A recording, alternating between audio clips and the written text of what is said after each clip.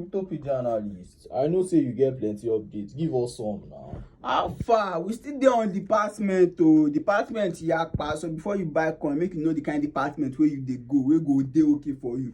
Today department wey we bring for you na DeFi token. I don explain wetin DeFi dey for. So all these DeFi token, ma give na example of DeFi token. We get TATSwap, we get PancakeSwap, we get Uniswap. Shey you understand? We get Phantom, like that.